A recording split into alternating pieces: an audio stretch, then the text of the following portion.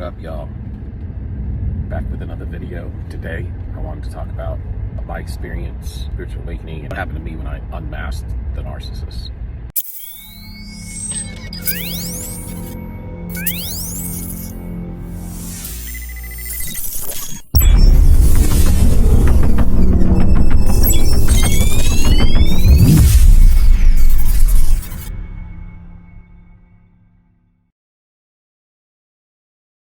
If you see and understand that what you're dealing with is a lying, manipulative person, and you've taken their mask off and seen their personality behind their manipulative personality, what makes up more of their true self.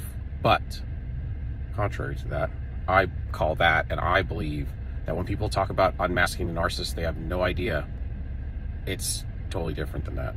It's a spiritual thing in the physical realm.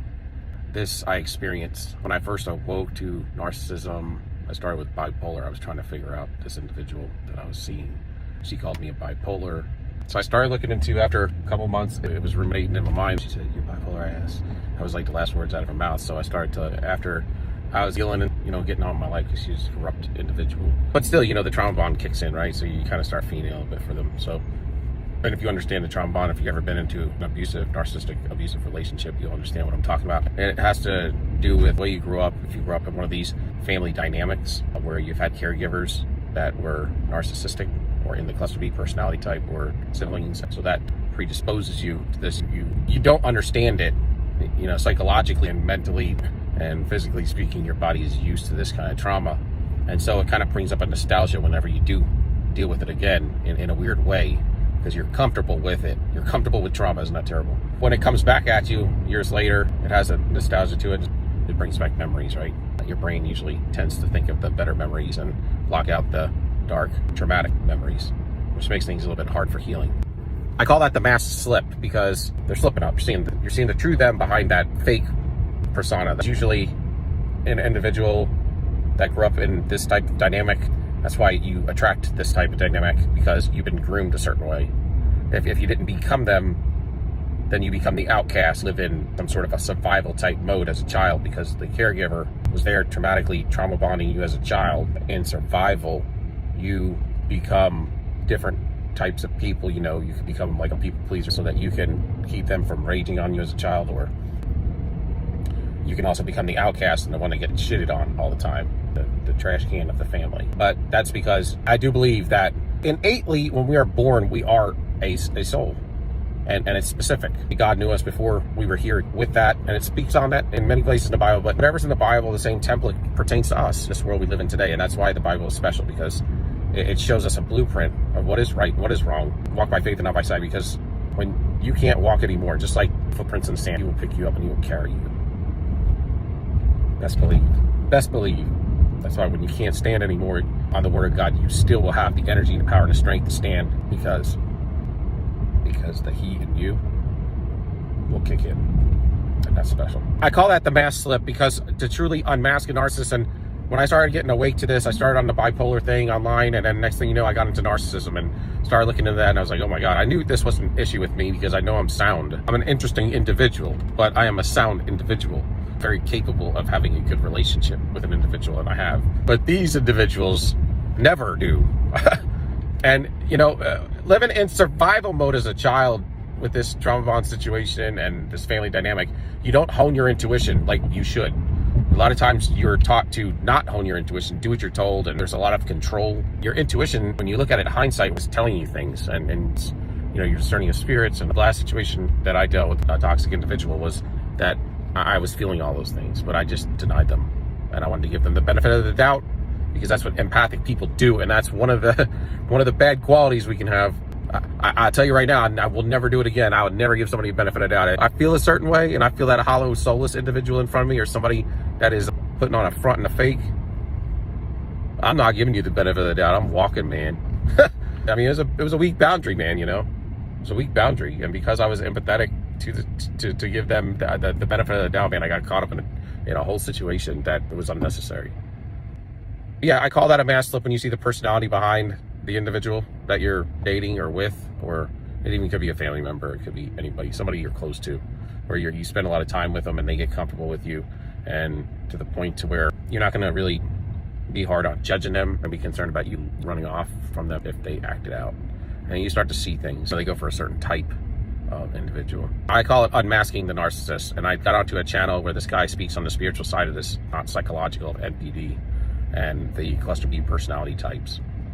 And I got onto that channel because I started to think about an argument we had had in the past, a year previous. I had been gaslit, projected upon so hard and so bad. It was a cheating situation. I caught her cheating. She had flipped it around and projected her sin soul energy on me and took mine. And I was in a reactionary situation. You never want to be reactionary. They love that because it knocks your walls down and it leaves you open for them stealing all of your good soul energy and them flipping it and throwing all of their sin soul energy onto you. And that is real stuff. And you will walk away acting like a narcissist while they take your energy and go get a new individual that they can date with your good soul energy. You will feel like that. You will act like them for weeks, and they will act like you, and they will walk away with your persona for weeks. It's very, very spiritual. I mean, but you're dealing with a demonic entity underneath that individual, and several. There's never just one in there. The Jezebel and the Leviathan, the prideful and the seduction are two of the main ones that you'll see in the NPD and the cluster B personality types.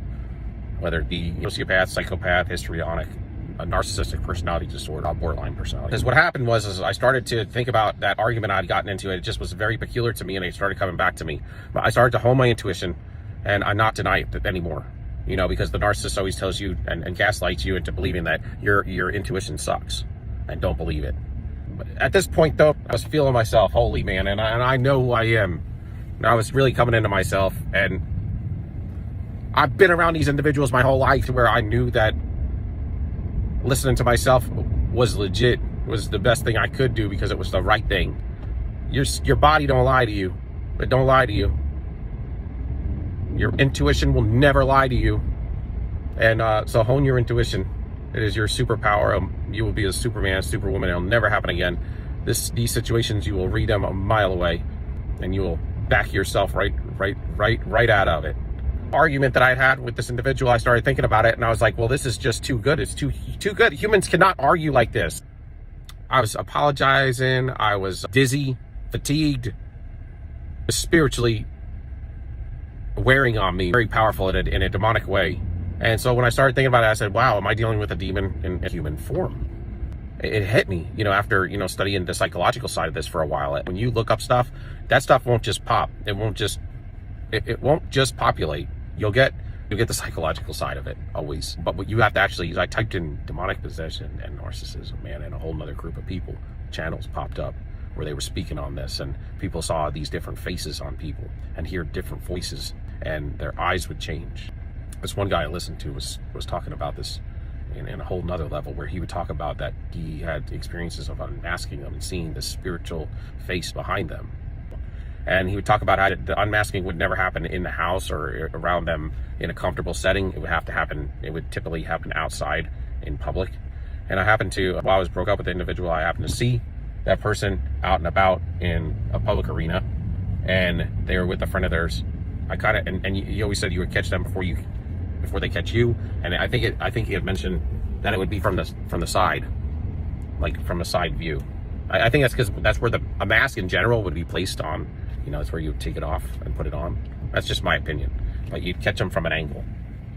And he said all these things, and he was talking about, he had a gang stalker that he unmasked or something, and he would talk about the eyes would spin, the lips would bubble up, and the face would bubble up, and in his physical realm, but it would be spiritual, right? So when I caught this individual that I was seeing in the past, that I had gotten into these situations with, it had been, a couple of months. I had learned about NPD, and I was on to her and what was really going on. So I was becoming more sound in, my thinking. I was getting back to myself, and then I caught her. I was running my eyes. I saw first a leg and ran it up her body. I was like, oh, I know that person, and then when I got to her eyes, I caught her before she caught me. And when she actually saw me, time stood still. And there was a bunch of people around. I don't want to describe the setting, but it was in public. And this individual, it's like time stood still, and all of a sudden it was just almost like there was nobody there but me and her. And she's looking at me and I'm looking at her. And all of a sudden her face turned like black, like inky blackness. And all I saw was two bright eyeballs protruding from her face at the spot where, her eyeballs were. And they were going back and forth. back and forth, back and forth. And they were all lit up, or kind of golden yellow. The next thing that happened was her face came back from the inky blackness and just the eyeballs. I mean, she still had like a profile of a face when it was the inky blackness. Her face came back on, and right then, it was like, it just, the eyes got very big and started bulging out, huge, like this. And they were going poof, poof, like that. It was the weirdest thing, man. Almost like a cartoon, man. It was like a Looney Tune. It was really weird. And then the lips started to bubble over. First they got big, like really puffed up, like you put a bunch of botulism in them, and they, poof, like that, both of them. And then the bottom lip, and it didn't matter, bottom and the top, but they started to get so fat, they rolled over each other, like rolling over each other, like almost like if you were to burn fat, it would just bulge up and just roll over itself, like volcanically, like a river or something. And it was doing all of that, man. And then the next step to this was then it started to melt off. And as it melted off, it started to look like there's this old picture in history. It's called Scream. And it's got this guy wearing a mask, and he's on a real depressed road, or dirt road. It's famous. I forgot who did it. One of them fogies did it in history. It's like 1800s, early 1900s or something. But, you know, that's evidence of it. The cult always shows you evidence of it. And then that movie Scream was a whole copy of that mask. I didn't know it, but I figured it out later. In fact, that picture is called Scream, if you look it up, the historical picture. And that mask showed up, the Scream mask, and it just melted off her face just like Scream. It looked just like that face that's half melted, and it just continued to melt off of her face. And then it flew off the face. Like, if you ever seen like a flag flying like this, and it's windy out and it's on a flagpole, well, it did that. But if you've ever seen something, like if you've ever been out in like the beginnings of a hurricane, and you'd see a flag going like going like 60, 70, 80 miles an hour or whatever, if you could picture it, that's how that mask had melted, and then it flew off like that, going like 100 miles an hour, like, and it made a sound like that, and it just went into nothing, man. And it was almost like a little bit of like this spiritual white cloud or something. And next thing you know, man, her and her friend are walking again, and people are all around again, and time stood still during that whole time. It was probably, I don't know, man. It's the weirdest thing. I mean, 10 seconds. I have no idea. I walked away, man. I looked at her, she looked at me, and I shook my head like this. It didn't even scare me. I shook my head like that. I didn't know what to do, but my body and my mind and my heart, my soul just did that. I was just cool. I looked at her, she looked at me, and I went, and it was more like, I'm disgusted with you. And I was going to do something, a certain thing that I'd planned to do or whatever. And instead I just turned around. I looked at my phone. I remember I looked at my phone because I didn't know what to do, and I was like trying to process what I'd just seen. And I looked down at my phone, man. I went to my messages after, you know, shaking my head at her. Her and her, you know, friend walked by me, didn't say anything. They just looked at me, and I turned around and I walked away. And I remember just walking and thinking, like, and trying to process what I had just seen. It wasn't disturbing. It didn't scare me, you know, like you would think it would. And if I would have, you know, told myself this story, I probably wouldn't believe it. But I promise to God, this happened. Nobody saw it but me. I don't even know if she saw it, because, you know, when I've even told her about it several times, that you need deliverance. I've seen this in you. I've seen it manifest on you. And nope, they don't care. They act like it didn't happen, or deny it happened. Just continue on like business as usual. And that's freaky too, man. Nobody does that. No, if somebody told you, look, I saw a demon on your face, man, and I'd been with you intimately for a while, a long time and stuff, like, why you would either cuss that person out and like run away from them because they're crazy, something dramatic. You wouldn't just be like, yeah, it's okay. That in itself shows cognitive dissonance, man. You don't even know what you're dealing with in there, because I know that the demonic entity knew that I saw it and unmasked it. I don't know if she did. I don't think she did, actually. I don't even know if she's in there. I don't know what they are. They're not human, man. I mean, they're human, but the way they operate, man, it's just the craziest thing in the world. And I know this is getting long. I just wanted to, that to me is unmasking a narcissist. and anything else is just a mask slip to me. That kind of annoys me when I hear these on channels. Oh, you unmasked. When you unmask the narcissist, you're not unmasking. This is unmasking the narcissist. When you see spiritual stuff in the physical form and time stops, that's when you get gang stalked too. When people talk about gang stalking, I don't know what happened to them, but for me, I never got gang stalked in my life, and until I unmasked the narcissist. After I unmasked the narcissist, I would go somewhere and I would see this entity looking through, staring a hole through me, man. I was at Root Chris, I was at the bar, I was with somebody, and they were telling me somebody's staring a hole through us.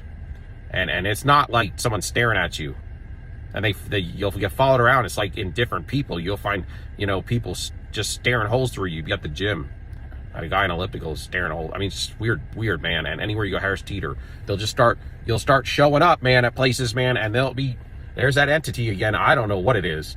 I honestly had thought about this for a long time, and I thought it was their entity jumping or in cahoots with another entity. I have no idea. Some people believe that they have gang stalkers paid off to follow you around and see what you're doing and to collect information. That's stupid, man. It's spiritual. When you experience that, it's spiritual. They have flying monkeys too. That's their workers, whatever. People that benefit from them. But we all know they're flying monkeys. It's anybody they hang around that believes they're false mask. Whether it be at work, at school, or things that they have around the way, anything. But they don't know who they are. Or they're just like them. Or highly narcissistic. Or they're benefiting from them. Sometimes they give them things. And then that person stays loyal to them. But, yeah. And so I started getting gang stalked for a month or so, too. I unmasked two. I unmasked a gang stalker. Next, same thing happened with somebody I'd known for years. I didn't know that they were a narcissist, but I caught them at the side too. And it was, and their mask came off. And it was 2 times in 1 month. Stopped. I almost felt like I got slimed or something. Spiritual realm, they slime me, and spiritual realm, they could follow me around just because it's all to do with the green slime on them. But you become a threat to this matrix. The matrix is this fallen system that we're living in.